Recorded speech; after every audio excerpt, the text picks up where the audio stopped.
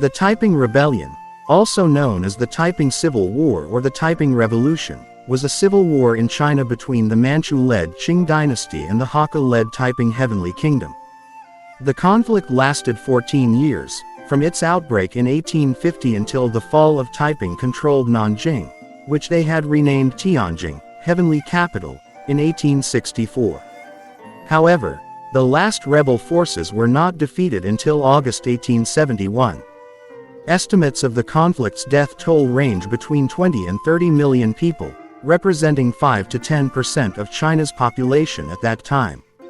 While the Qing ultimately defeated the rebellion, the victory came at a great cost to the state's economic and political viability. The uprising was led by Hong Xiuquan, an ethnic Hakka who had proclaimed himself to be the brother of Jesus Christ. Hong sought the religious conversion of the Han people to his syncretic version of Christianity, as well as the political overthrow of the Qing dynasty and a general transformation of the mechanisms of state. Moreover, rather than supplanting China's ruling class, the Taiping rebels sought to entirely upend the country's social order. The Taiping Heavenly Kingdom located at Nanjing managed to seize control of significant portions of southern China.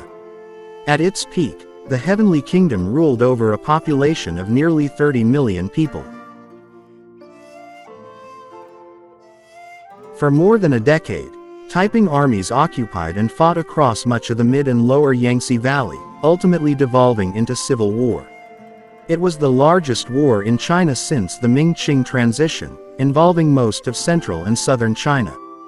It ranks as one of the bloodiest wars in human history, the bloodiest civil war, and the largest conflict of the 19th century, comparable to World War I in terms of deaths. 30 million people fled the conquered regions to foreign settlements or other parts of China.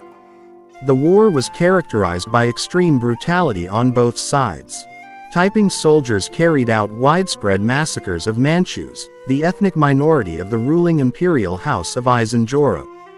Meanwhile, the Qing government also engaged in massacres, most notably against the civilian population of Nanjing. Weakened severely by internal conflicts following an attempted coup and the failure of the siege of Beijing, the Taiping rebels were defeated by decentralized provincial armies such as the Shang Army organized and commanded by Zheng Guofen. After moving down the Yangtze River and recapturing the strategic city of Anqing, Zheng's forces besieged Nanjing during May 1862. After 2 more years, on June 1, 1864, Hong Xiuquan died during the siege, caused from the consumption of weeds in the palace grounds as well as suspicions of poison. Nanjing fell barely a month later.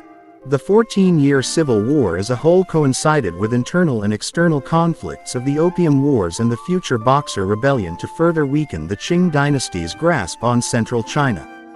The Taiping Rebellion gave incentive for an initially successful period of reform and self-strengthening, although shadowed by social and religious unrest within the country, exacerbating ethnic disputes and accelerating the rise of provincial power.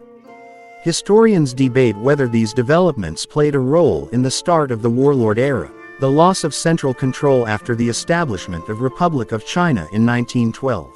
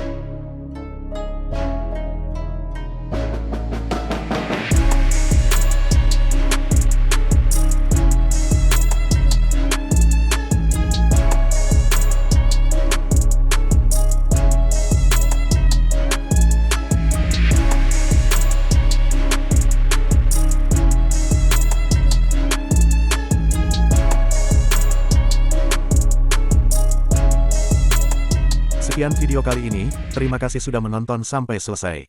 Mohon maaf kalau ada salah informasi.